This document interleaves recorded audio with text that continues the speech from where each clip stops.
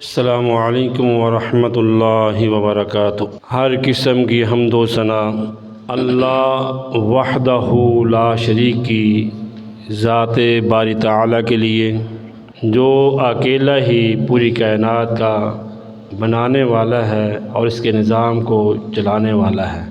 ہر ایک کی زندگی اور موت کا وہ مالک ہے، اور پوری انسانیت کی اور پوری مخلوقات کی ضروریات بھی وہ اللہ ہی پوری کرتا ہے۔ کیا کسی کو دینا ہے، کتنا دینا ہے، کب دینا ہے، حاجتیں مشکلات وہی رفع کرتا ہے۔ اللہ تبارک و تعالی ہمیشہ ہمیں اسی عقیدہ پر زندہ رکھے اور ثابت قدم رکھے۔ جب موت آئے عقیدہ توحید پر، عقیدہ رسالت پر موت آئے، اور اللہ ہماری زندگی کے تمام اعمال صالح اپنی رضا کے لیے قبول و منظور فرمائے۔ آج کے خطبہ جمعۃ المبارک میں صلہ رحمی کے فوائد اور قطع رحمی کے نقصانات، انتہائی اہم عنوان ہے جس کا تعلق ہمارے خاندانوں کے ساتھ ہے، ہماری فیملیوں کے ساتھ ہے، اقرباء کے ساتھ ہے۔ جو بھی اس دنیا میں انسان آیا ہے، ہر ایک کو اللہ نے یہ نعمت عطا فرمائی ہے۔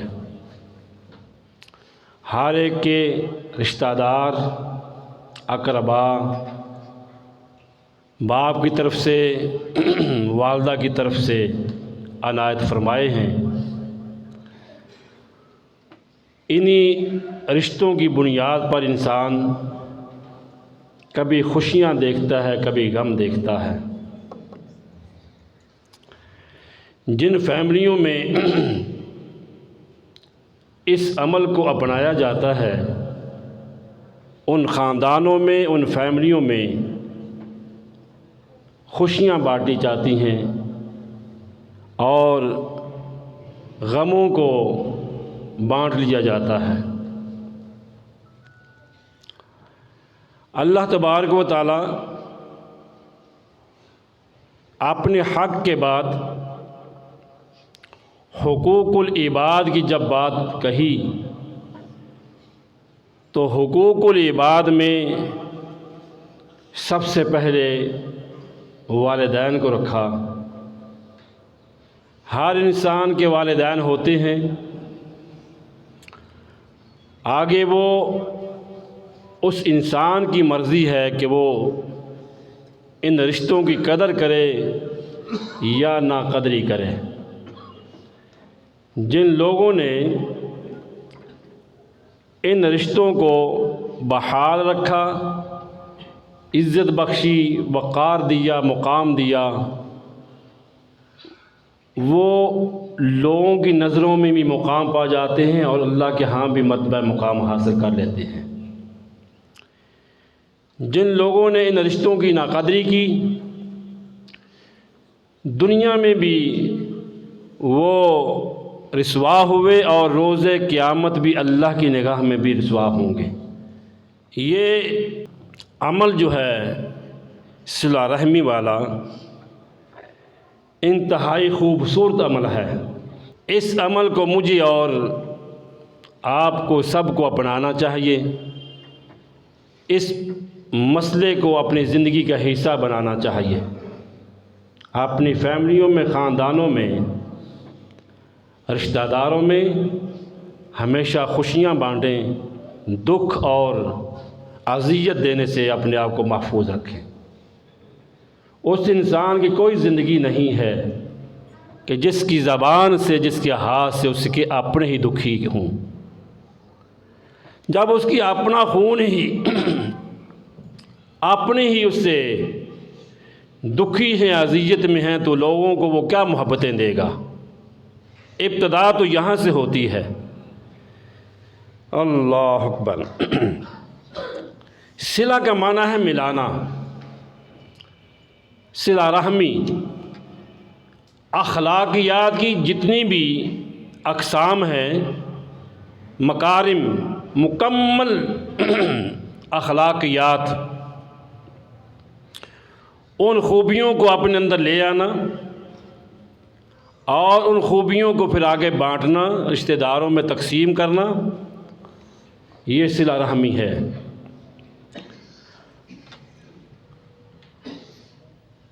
اپنوں سے محبتیں کرنا، درگزر کرنا، اذیت پہنچے تو معاف کر دینا، درگزر کرنا۔ اللہ نے کشادگی سے، فضل و کرم سے نواز رکھا ہے تو اپنے غریب رشتہ داروں کو دینا، ان کی ضرورتوں کا خیال رکھنا، کبھی بھی ان سے منہ نہیں چڑھانا، ان سے نفرت نہیں کرنا، ان سے اپنے آپ کو دور نہیں رکھنا۔ ان کی خوشیاں ہیں تو ان کو بڑھائیں، غم ہے تو اس کو بانٹ لیں، ان کی حوصلہ افزائی کریں، ان کے حصے دار بن جائیں، ان پر مال خرچ کریں، ان پر وقت صرف کریں، گاہے بگاہے ان کی زیارت کے لیے، ملاقات کے لیے چلے جانا ہمارے دین کی یہ خوبصورتی ہے۔ جب رشتے آپس میں ملتے ہیں کسی بھی موقع پر تو ساری یادیں تازہ ہو جاتی ہیں، تو ہمیشہ مل کر خوشیاں ایک دوسرے کو دیں، ایک دوسرے کو غم نہ پہنچائیں، اذیت نہ پہنچائیں۔ بڑا ہی خوش نصیب ہے وہ آدمی جس کی زبان سے اور ہاتھ سے دوسرے لوگ محفوظ رہیں۔ بعض خاندانوں میں، بعض فیملیوں میں کچھ خواتین ایسی ہوتی ہیں، کچھ افراد ایسے ہوتے ہیں کہ ان کی وجہ سے کئی گھروں میں تکلیفیں پہنچتی ہیں، غم پہنچتے ہیں، اور کچھ ایسے بھی خوش نصیب ہوتے ہیں جن کی وجہ سے خاندانوں کو، فیملیوں کو راحت ملتی ہے۔ حقیقی والدین کو فوت ہونے کے بعد ایک وقت آتا ہے انسان سست ہو جاتا ہے، لیکن کچھ احسان مند ایسے بھی ہوتے ہیں کہ ان کو کبھی بھی نہیں بھولتا۔ قرآن مجید میں سورہ نساء کی پہلی آیت میں نے پڑھی ہے، اس کے اندر اللہ رب العالمین نے بڑا خوبصورت پیغام دیا ہے۔ یہ وہ آیات مبارکہ ہے جو اللہ کے محبوب صلی اللہ علیہ وسلم اپنے ہر خطبہ میں تلاوت فرمایا کرتے تھے۔ اس کے ساتھ اور بھی دوسرے مقامات سے 2 آیات ہیں، لیکن پہلی آیت یہ ہے۔ اس کے اندر اللہ رب العالمین نے ارشاد فرمایا، وَاتَّقُوا اللَّهَ الَّذِي تَسَاءَلُونَ بِهِ وَالْأَرْحَامَ۔ اے میرے بندو، اپنے خالق و مالک سے ڈر جاؤ۔ اللہ تمہیں اپنی ذات سے ڈرا رہا ہے، اللہ تمہیں تقوی اختیار کرنے کا حکم دے رہے ہیں۔ اپنے اندر تقوی پیدا کریں، ڈر پیدا کریں۔ جب تمہارے اندر اکیلے اللہ کا ڈر آ جائے گا تو ہر طرح کے خوف تمہارے اندر سے ختم ہو جائیں گے۔ جو اللہ کو چھوڑ کر دوسروں سے ڈرتا ہے پھر وہ ہر ایک سے ڈرتا ہے، جو اکیلے اللہ سے ڈرتا ہے وہ کسی اور سے نہیں ڈرتا ہے۔ کہا اللہ سے ڈر جاؤ، وہ اللہ، اللہ اکبر، کون اللہ؟ جس کے نام پر تم، جس کا واسطہ دے کر تم ایک دوسرے سے مانگتے ہو، طلب کرتے ہو۔ ہمارے رشتے جو ہیں اللہ کے نام پر بنتے ہیں، اللہ کے نام پہ رشتے جڑتے ہیں۔ فرمایا اس اللہ سے ڈر جاؤ جس کے نام پر ایک دوسرے سے تم طلب کرتے ہو، مانگتے ہو اپنا حق۔ اور دوسری بات کہی کہ اپنے قریبی رشتہ داروں کے بارے میں بھی اللہ سے ڈر جاؤ، ان کے معاملات کے بارے میں ہمیشہ اللہ سے ڈرتے رہا کرو۔ کسی بھی رشتہ دار کے اوپر تمہارے ہاتھ یا زبان سے انہیں تکلیف نہ پہنچے، انہیں اذیت نہ پہنچے۔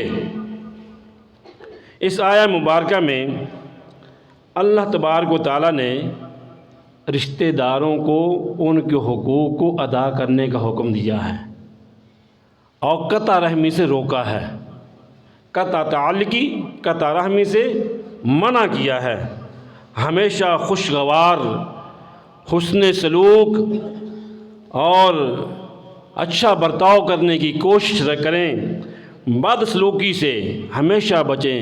اگر تمہارا کوئی رشتہ دار محتاج ہے تو اس کے معاون بن جائیں، اس کو دینے والے بن جائیں، اس کے اوپر کچھ خرچ کریں تاکہ وہ بھی کشادگی کی زندگی اور آسانی کی زندگی جی کر دیکھ لے۔ سورہ نساء میں پارہ نمبر 5 میں اللہ رب العالمین نے فرمایا وَاعْبُدُوا اللَّهَ وَلَا تُشْرِكُوا بِهِ شَيْئًا وَبِالْوَالِدَيْنِ إِحْسَانًا وَبِذِي الْقُرْبَى، میرے بندو ہمیشہ عبادت اللہ کی کرنا، اللہ کی عبادت میں کسی کو شریک نہ ٹھہرانا۔ وَلَا تُشْرِكُوا بِهِ شَيْئًا، اللہ کی عبادت کے ساتھ کسی اور کو سانجھی شراکت نہ دے بیٹھنا۔ وَبِالْوَالِدَيْنِ إِحْسَانًا، تو والدین سے ہمیشہ حسن سلوک کرتے رہنا۔ اگر وہ زندہ ہیں تو زندگی میں بھی حسن سلوک کرنا، اگر فوت ہو چکی ہیں تو انہیں کبھی اپنی دعاؤں سے دور نہ کرنا، ہمیشہ انہیں اپنی دعاؤں میں یاد رکھنا، کیونکہ دنیا میں تمہارے آنے کا ذریعہ وہ بنے ہیں، وہ تمہارے محسن ہیں، تمہارے والدین نے، انہوں نے تمہارے لیے بہت کچھ کیا ہے، وہ اس لائق ہیں کہ ان کے لیے آپ کو ہمیشہ دعا گو رہنا چاہیے، ہمیشہ ان کا تذکرہ اپنی زبانوں پہ جاری رکھنا چاہیے۔ وہ کم بخت ہوتے ہیں جو اپنے والدین کو ہی بھول جاتے ہیں، وہ کم بخت ہوتے ہیں جو والد کی قبر کو بھول جاتے ہیں کہ میرا والد دفن کہاں پہ ہے، وہ کم بخت ہوتے ہیں جو اپنے والد کے ساتھ پیدا ہونے والے اپنے چچا اور اپنے تایا وغیرہ کو بھول جاتے ہیں، وہ کم بخت ہوتے ہیں جو اپنی ماں کے رشتہ داروں کو بھول جاتے ہیں۔ کیا کہیں ان لوگوں کے بارے میں جو رشتہ داری تمہیں ملتی ہے ماں کی طرف سے یا باپ کی طرف سے، اس رشتہ داری کے اس رشتہ داری کو ہی اپنے سے دور کر دیتے ہو۔ تمہاری ماں کے بھائی ہیں، اس کی بہنیں ہیں، تمہارے باپ کے بھائی ہیں، اس کی بہنیں ہیں، اس سے آگے پھر کنبہ، قبیلہ، فیملی، خاندان ہے، اقرب بالاقرب، جیسے جیسے اگر رشتہ داری ہیں۔ تو فرمایا وَبِذِي الْقُرْبَى، والدین کا خصوصی طور پہ اللہ تعالیٰ نے یہاں پہ ذکر کیا ہے۔ وَبِذِي الْقُرْبَى، فرمایا کہ رشتہ داروں کے ساتھ ہمیشہ محبت کرنا ہے۔ رشتہ دار وہ محرم ہوں یا غیر محرم ہوں، کچھ لوگوں نے یہاں پہ اختلاف کیا ہے کہ محرم رشتہ دار، اگر محرم کہیں تو پھر یہ مسئلہ پورا سامنے نہیں آتا۔ تمہارے وہ محرم رشتہ دار ہیں، ماموں کی اولاد، چچا تایا کی اولاد پھر اس میں شامل نہیں ہوتی کیونکہ وہ غیر محرم ہوتے ہیں، نہیں پوری فیملی۔ آگے حدیث میں اس کی وضاحت آئے گی۔ فرمایا کہ تمہارے رشتہ دار وہ محرم ہیں یا غیر محرم ہیں، دونوں طرح کے رشتہ داروں سے حسن سلوک کرنا ہے۔ سورہ بقرہ کی آیت نمبر 83 میں اللہ رب العالمین نے فرمایا وَإِذْ أَخَذْنَا مِيثَاقَ بَنِي إِسْرَائِيلَ لَا تَعْبُدُونَ إِلَّا اللَّهَ وَبِالْوَالِدَيْنِ إِحْسَانًا، جب ہم نے بنی اسرائیل سے پختہ عہد لے لیا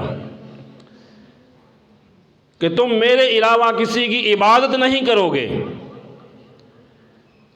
اللہ نے اپنی عبادت کے ساتھ دوسری بات جو ارشاد فرمائی ہے وہ وَبِالْوَالِدَيْنِ إِحْسَانًا، ہمیشہ اپنے والدین سے نیکی کرو گے، حسن سلوک کرو گے۔ یہ آج کی بات نہیں، پہلی قوموں میں بھی، پہلی امتوں میں بھی اللہ نے اس عمل کو جاری رکھا۔ اور فرمایا وَذِي الْقُرْبَى، اور رشتہ داروں سے بھی ہمیشہ حسن سلوک کرنا ہے۔ ان دونوں آیات میں اللہ رب العالمین نے اپنا حق بیان کرنے کے بعد والدین اور اس کے بعد قریبی رشتہ داروں کا ذکر خیر فرمایا ہے۔ اللہ اکبر، کہ ان کے ساتھ ہمیشہ حسن سلوک کیا جائے۔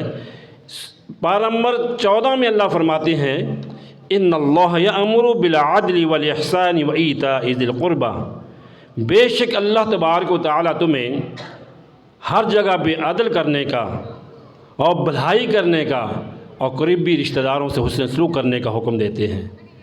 یہ وہ باتیں ہیں جو قرآن پاک ہماری رہنمائی کر رہا ہے۔ کیا ہم ہر جگہ پہ عدل کرتے ہیں؟ انصاف کی بات کہتے ہیں؟ کیا ہم بھلائی کرتے ہیں لوگوں کے ساتھ، خیر کے معاملات کرتے ہیں؟ کیا ہم اپنے رشتہ داروں کو نیکی پہنچانے کی، فائدہ پہنچانے کی، حسن سلوک کرنے کی کوشش کرتے ہیں؟ اگر یہ معاملات آپ کے اندر موجود ہیں، بڑے خوش بخت ہیں۔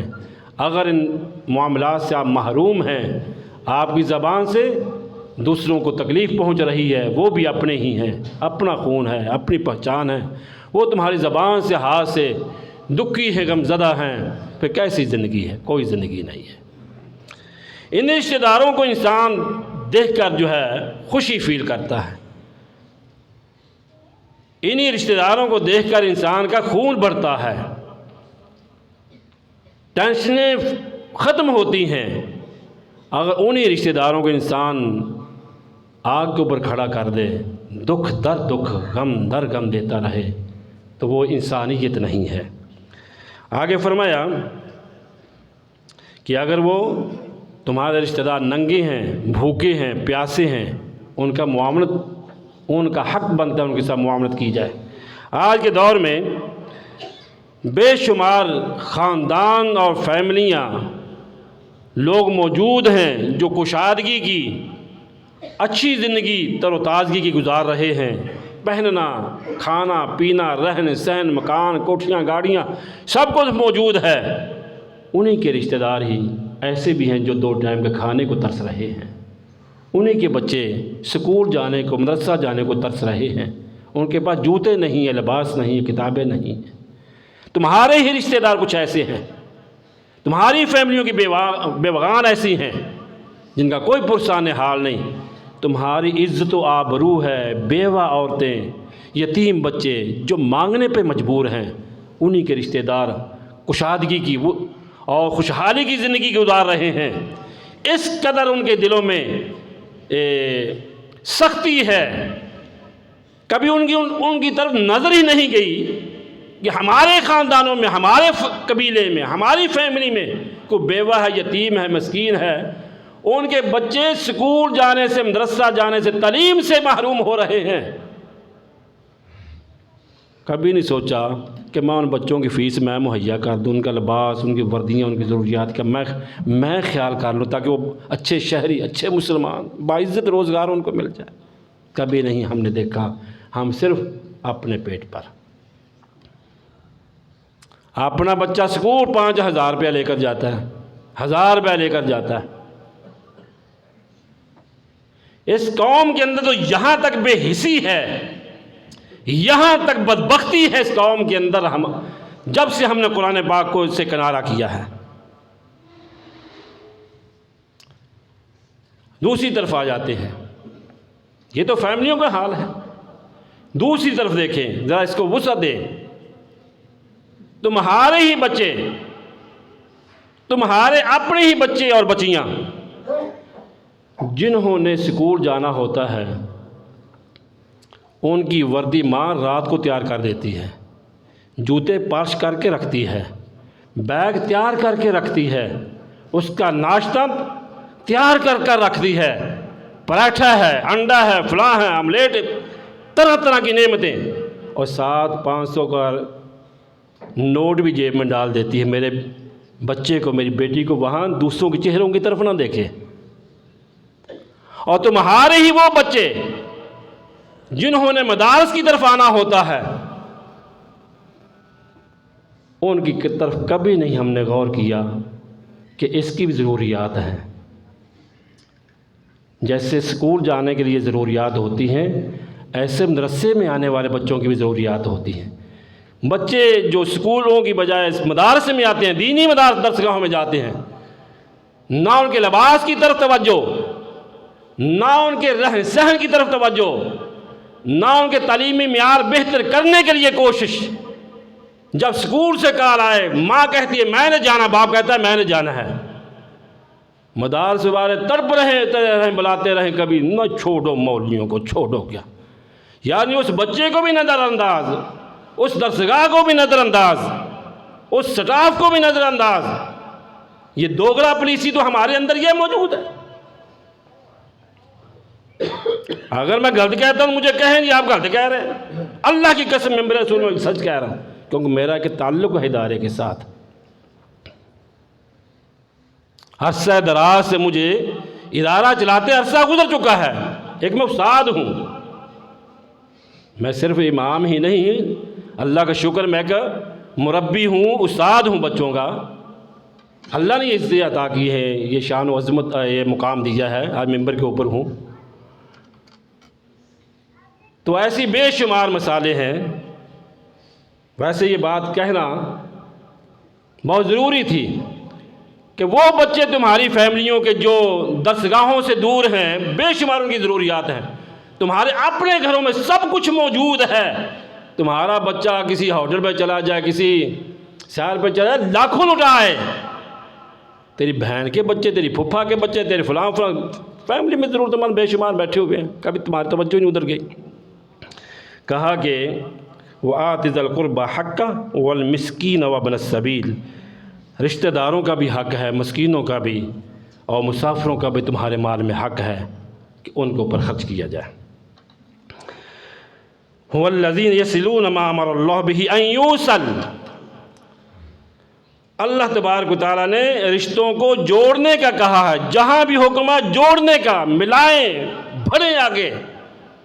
لیکن میں رشتہ منگیا سے میں نے رشتہ نہیں آنے دیتا، آج تو بہت ساڑھا مارن جی میں ختم ہے۔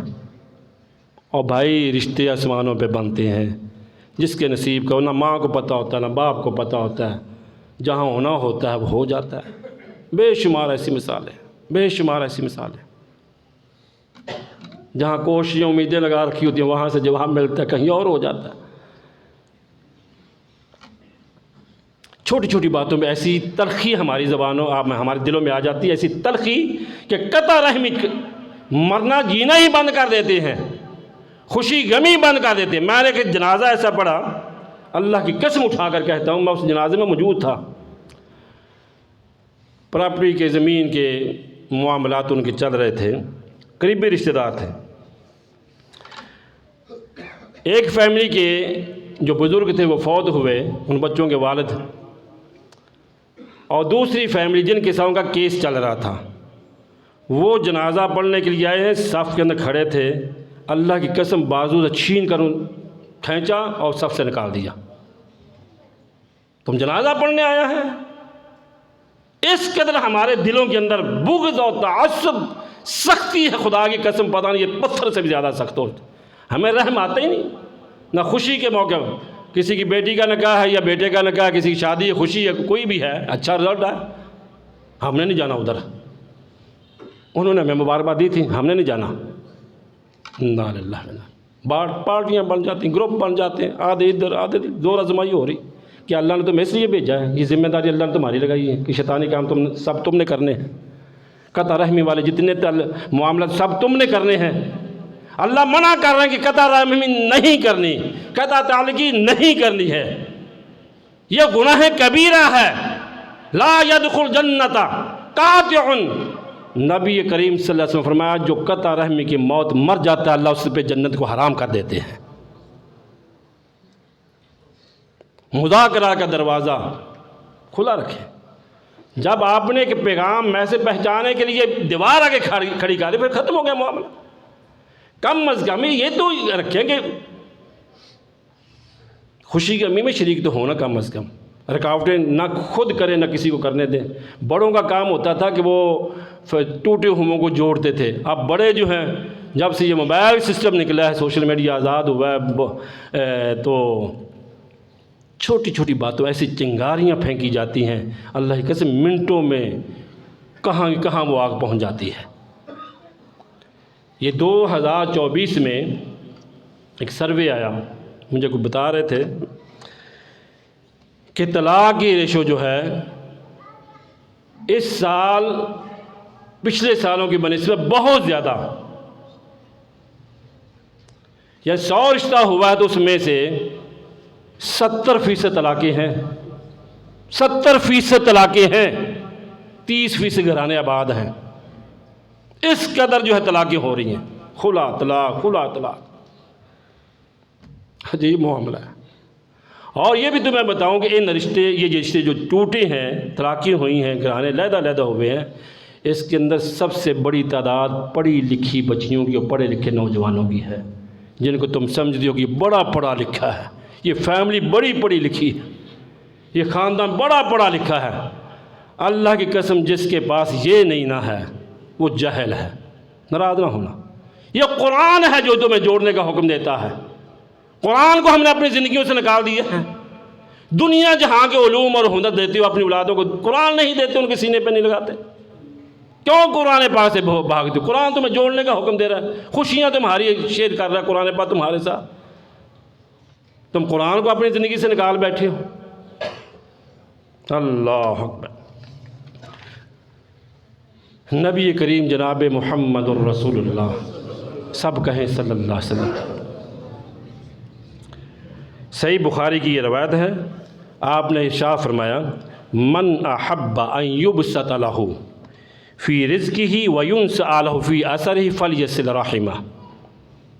صلہ رحمی، رشتہ داری کو ملانے والا، خوشیاں بانٹنے والا انسان کتنا خوش نصیب ہے یہ آدمی کہ اس عمل کی بدولت اللہ رب العالمین کئی طرح کی نعمتوں سے نوازتی ہیں۔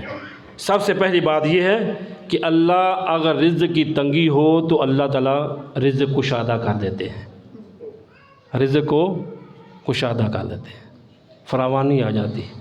اگر پہلے سے ہی اللہ نے دے رکھا ہے تو اللہ مزید برکتیں عطا فرماتے ہیں۔ اللہ اکبر، دیکھیں کیسا یہ عمل ہے۔ فرمایا وَيُنْسَأَ لَهُ فِي أَسْرِهِ فَلْيَصِلْ رَحِمَهُ، صلہ رحمی کرنے کی وجہ سے اللہ اجل کو پیچھے لے جاتا ہے، عمر بڑھا دیتا ہے۔ ہر انسان کی ضرورت ہے، وہ کہتا ہے یار عمر بھی ہو تو لمبی ہو تو ہو، ایمان والی بھی ہو، صحت والی بھی، اور رزق کی فراوانی ہو۔ دونوں نعمتوں کا ہر انسان طلبگار ہے۔ تو یہ دونوں نعمتیں اگر آپ لینا چاہتے ہیں اللہ تعالیٰ سے تو صلہ رحمی والے عمل کو اپنائیں، اللہ تمہاری زندگی کو اللہ کی قسم خوشیوں سے بھر دے گا، رزق کی فراوانی بھی ہوگی اور زندگی بھی اللہ خیر و برکت والی لمبی فرما دیں گے۔ دل چاہتا ہے، دل چاہتا ہے، پھر گلے لگانا پڑے گا۔ جو روٹھے ہوئے ہیں ان کو تویسات سے وہ قریب نہیں آئیں گے، روٹھے ہوئے قدموں میں آ جائیں گے۔ بکواس کرتے ہیں وہ، روٹھے ہوئوں کو قریب لانا ہے، سینے سے لگانا ہے، تو اس کو پڑھنا ہے قرآن کو۔ یہ جو آپ فرامین مصطفیٰ سن رہے ہیں، فرامین قرآن، اللہ کا قرآن سن رہے ہیں، یہ ایسا مرہم ہے کہ سخت سے سخت دلوں کو بھی ملا دیتا ہے۔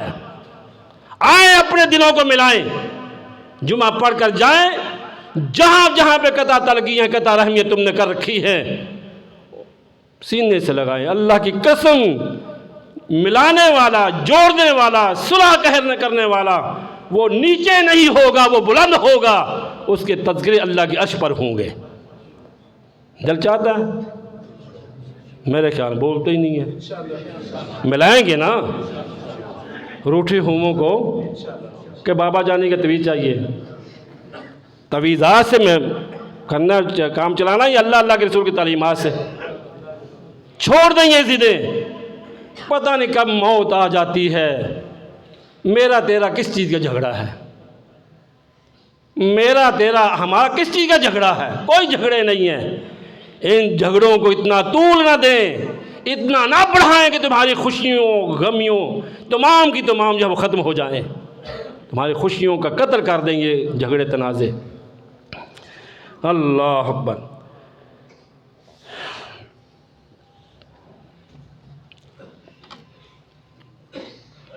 حضرت ابو ہریرہ رضی اللہ تعالیٰ فرماتے ہیں، پیارے نبی حضرت محمد الرسول اللہ صلی اللہ علیہ وسلم نے ارشاد فرمایا، لوگوں تعلموا من انسابکم ما تصلون بہ ارحامکم، اپنے بچوں کو، اپنی اولادوں کو نسب کی تعلیم دیا کرو تم نے ساری تعلیمات دے رکھی ہیں، نسب کی تعلیم نہیں دی ہے۔ نسب کی خاندانی تعلیم دیا کرو، ان کے علم میں اضافہ کرو، انہیں بتلاؤ بیٹا یہ تمہارا چچا ہے، یہ ماموں ہے، یہ تایا ہے، یہ خالہ ہے، یہ پھپھا ہے، یہ فلاں ہے، یہ فلاں ہے۔ بچوں کے ذہن میں یہ بات ڈالو تاکہ اس کو پتہ چلے یہ میرے ہیں، ان سے میں نے محبتیں کرنی ہیں، ان سے میں نے دکھوں کو شیئر کرنا ہے، خوشیوں کو شیئر کرنا ہے، ان کو میں نے کبھی بھی پیچھے نہیں ہٹانا۔ فرمایا اگر تم یہ انہیں تعلیم دیتی ہو تو اس کا فائدہ کیا ہوگا؟ فَإِنَّ صِلَةَ الرَّحِمِ مُحَبَّةٌ فِي الْأَهْلِ، خاندان میں، فیملی میں محبتوں کا خون دوڑے گا، محبتیں بڑھیں گی، چاہتیں بڑھ جائیں گی۔ اور فرمایا مَسْرَعَةٌ فِي الْمَالِ، اور مال کے اندر اللہ اضافہ فرمائیں گے، کشادگی پیدا فرما دیں گے۔ مَنْسَعَةٌ فِي الْعَسَرِ، اللہ اکبر، اور اجل کو اللہ تاخیر کر دیں گے، زندگی بڑھا دیں گے۔ تو یہ بھائی باتیں آپ نے تعلیمات دین اسلام سنی ہیں، اللہ ان باتوں پر مجھے اور آپ کو عمل کی توفیق نصیب فرمائے۔ چھوٹا سا ایک اسی موضوع کے ساتھ ملتا جلتا ایک قرآن پاک سے میں واقعہ بیان کرتا ہوں۔ سورہ نور ہے، وَلَا يَأْتَلِ أُولُو الْفَضْلِ مِنْكُمْ وَالسَّعَةِ أَنْ يُؤْتُوا أُولِي الْقُرْبَى وَالْمَسَاكِينَ وَالْمُهَاجِرِينَ فِي سَبِيلِ اللَّهِ وَلْيَعْفُوا وَلْيَصْفَحُوا أَلَا تُحِبُّونَ أَنْ يَغْفِرَ اللَّهُ لَكُمْ وَاللَّهُ غَفُورٌ رَحِيمٌ۔ تم میں سے جو بزرگی والے ہیں، کشادگی والے ہیں، انہیں اپنے قرابہ داروں کو، مسکینوں کو، اللہ کی راہ میں ہجرت کرنے والوں کو اپنے سے دور نہیں کرنا چاہیے، قسم نہیں اٹھا لینی چاہیے کہ میں نے تو ان کے ساتھ خوشی غمی شیئر کرنی ہی نہیں ہے، میرا بائی کارڈ ہے بس۔ اللہ فرماتے ہیں وَلْيَعْفُوا وَلْيَصْفَحُوا، معاف کر دیا کرو، اگر معاملہ ہو جائے معاف کر دیا کرو، درگزر کیا کرو۔ کیا تم یہ پسند نہیں کرتے ہو کہ اللہ تعالیٰ تمہیں معاف فرما دے؟ اللہ بخشنے والا مہربان ہے۔ اس آیت کے شان نزول ہے امی عائشہ صدیقہ رضی اللہ تعالی عنہا پہ جب منافقین نے الزام لگایا تھا، آپ کے کردار پہ انگلیاں اٹھائی تھیں کہ سیدہ عائشہ جن کے بستر پہ رب کا قرآن نازل ہوتا تھا، جس کے حجرے کو اللہ نے ماں بین بیتی و منبری روضۃ من ریاض الجنہ کہا، عائشہ کا حجرہ جو ہے یہ جنت کی سرزمین ہے، جہاں میرے آقا آج بھی لیٹے ہوئے ہیں، وہ جگہ جو جنت کا باغیچہ ہے۔ وہ ہماری ماں، ہمارے پیغمبر کی زوجہ محترمہ کے بارے میں کہنے لگے کہ ان کا کردار اچھا نہیں ہے، الزام لگایا، نعوذ باللہ، استغفر اللہ، اپنی ماں کا بھی حیا نکل گیا۔ ان الزام لگانے والوں میں مصعب صحابی بھی شامل تھے، الزام لگانے والوں میں مصعب صحابی بھی اس فتنے میں بہہ گئے۔ جب اللہ کا قرآن نازل ہوا، سیدہ عائشہ صدیقہ رضی اللہ تعالی عنہا کے حق میں اللہ نے سورہ نور کی کئی آیات نازل فرمائیں کہ یہ تو منافقین کی سازش تھی، یہ کیسے ہو سکتا ہے کہ نبی پاک ہو، اس کی بیوی جو ہے ناپاک ہو، یہ کیسے ہو سکتا ہے؟ ماں جی کے حق میں قرآن بول پڑا، عرش والا بول پڑا، پاک دامنی اور طہارت کی آیات نازل ہوئیں۔ جب یہ آیات صدیق اکبر رضی اللہ تعالی عنہ کے کانوں میں پڑیں تو اس سے پہلے کیفیت یہ تھی کہ جب ان کو پتہ چلا کہ مصعب صحابی بھی اس فتنے میں مبتلا ہیں، یہ حضرت ابو بکر صدیق رضی اللہ تعالیٰ عنہ کے قریبی رشتہ دار تھے اور ان کا نان و نفقہ ابو بکر صدیق برداشت کرتے تھے رضی اللہ تعالیٰ عنہ، اور انہیں قسم اٹھا لی کہ آج کے بعد یہ میرا رشتہ دار ہے، میں اس کے اوپر احسان کرتا ہوں، نان و نفقہ بہانہ دیتا ہوں، لیکن یہ بھی اس فتنے کا حصہ بن گیا کہ سیدہ عائشہ کے کردار پر انگلی اس نے بھی اٹھا دی۔ یہ بدری صحابی تھے، بدریوں کے بارے رب نے کہا کہ میں نے تمہیں معاف کر دیا ہے۔ جب یہ آیت نازل ہوئی تو کہنے لگے بلا واللہ یا ربنا انا لنحب ان نغفر لنا، اے ہمارے پروردگار عالم کیوں نہیں، ہم تو یہی چاہتے تو ہمیں معاف فرما دے۔ سیدنا صدیق اکبر رضی اللہ تعالیٰ عنہ نے اسی طرح پہلے کی طرح ان کا راشن نان و نفقہ بحال کر دیا۔ کتنا بڑا حوصلہ ہے کہ ایک آدمی کی بیٹی کے اوپر یہ الزام آئے اور الزام لگانے والوں پر پھر احسان کرے، ان کے اوپر خرچ کرے۔ کون ہے جو سنت صدیقی کو اپنائے رضی اللہ تعالیٰ عنہ؟ تو صدیق اکبر رضی اللہ تعالیٰ جب قرآن سنا تو فوراً کہا میں نے معاف کر دیا، میں نے درگزر کیا۔ ہم تو چاہتے ہیں کہ عرش والا راضی ہو جائے، رب رحمان خوش ہو جائے، فوراً ان کا نان و نفقہ بحال کر دیا۔ تو بھائی زخم تو پہنچتے ہیں، برادریاں ہوتی ہیں، رشتہ دار ہوتے ہیں، لیکن ان رشتہ داریوں کو، ان خاندانوں کو جڑنے سے یہ خوبصورت لگتے ہیں، ملنے سے خوبصورت لگتے ہیں، بکھرنے سے اچھے نہیں لگتے۔ ہمیں جوڑنے والا کردار ادا کرنا چاہیے، ملانے والا کردار ادا کرنا چاہیے، خوشیاں بانٹنے والا کردار ادا کرنا چاہیے۔ ہاں اگر ایسے واقعات ہیں بھی تو درگزر اور معافی سے کام چلانا چاہیے۔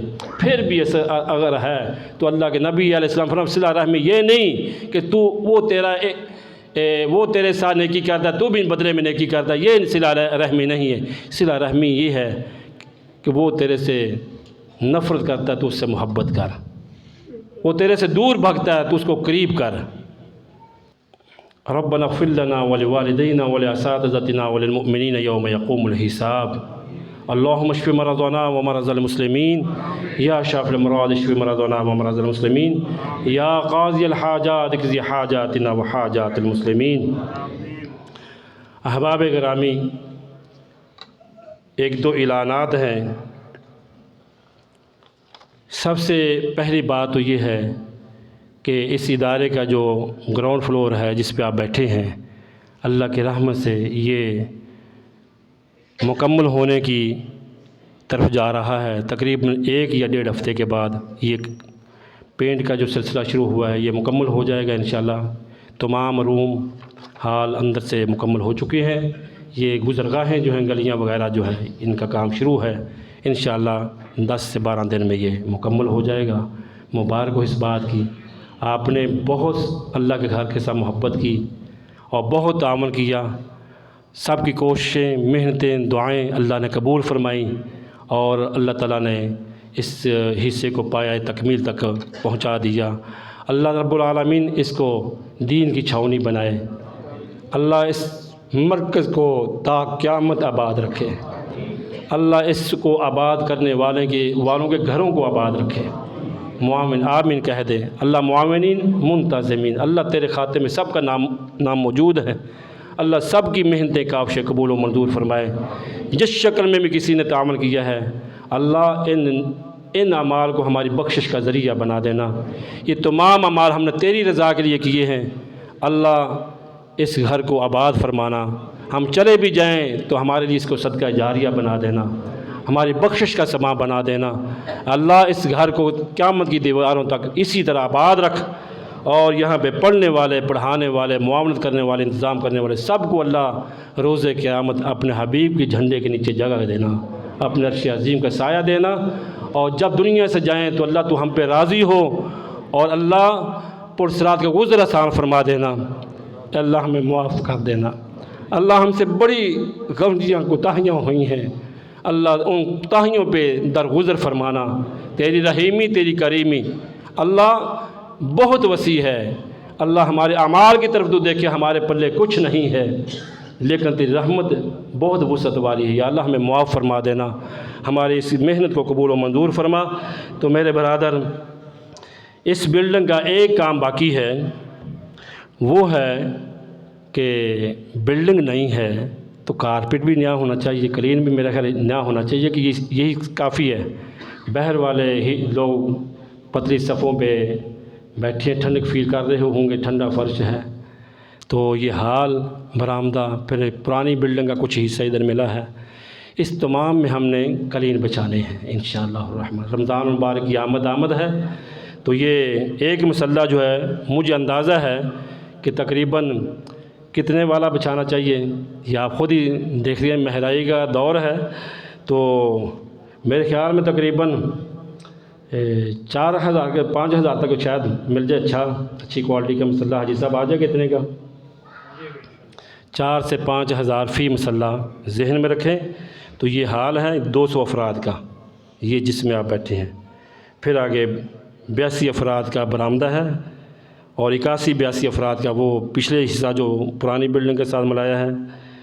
تو ان تینوں حصوں میں ہم نے انشاءاللہ تعالی یہ کام کرنا ہے، تو سب کو مل کر کرنا چاہیے تاکہ جنت میں ہم سب اکٹھے ہو جائیں، ایک ہی جگہ پہ اللہ ہمیں اکٹھا فرما دے۔ تو کیا خیال ہے کہ ہو جائے گا انشاءاللہ؟ پھر دعا فرما دیں کہ اللہ یہ کام بھی ہمیں کرنے کی توفیق دے دے۔ اللہ یہ پرانا کارپیٹ ہم اوپر لے جائیں گے، اوپر والے حال میں جہاں بچے رہیں گے انشاءاللہ، رہائشیں ان کی، اس حال میں ہم نے نیا قرین انشاءاللہ بچھانا ہے، اور مجھے امید ہے کہ انشاءاللہ کبھی اللہ سے مانگا کبھی محروم نہیں ہوئے، تو انشاءاللہ اللہ تعالیٰ آپ کو توفیق دے گا۔ اس کو ہم نے رمضان مبارک سے پہلے مکمل کرنا ہے۔ اللہ توفیق عطا فرمائے، اللہ ہماری تمام کی حاجات کو پورا فرمائے، اللہ ہم تمام بیماروں کو صحت کاملہ عطا فرما دے۔ ہمارے ایک محلے دار ساتھی تھے مدثر حسین شاہ صاحب، یہ فلیٹوں میں ادھر مارکیٹ میں ان کی رہائش ہے، وہ غالباً کل یا پرسوں فوت ہو گیا۔ اللہ تعالیٰ ان کی بخشش فرمائے، اللہ تعالیٰ کروٹ انہیں کو جنت عطا فرمائے، اور اللہ ان کی خطاؤں پہ درگزر فرمائے، اللہ ان کی حسنات کو قبول فرمائے، اور اللہ تعالیٰ ہم سب کے حال پہ رحم فرمائے۔ سبحان ربک رب العزۃ عما یصفون، وسلام علی المرسلین، والحمد للہ رب العالمین۔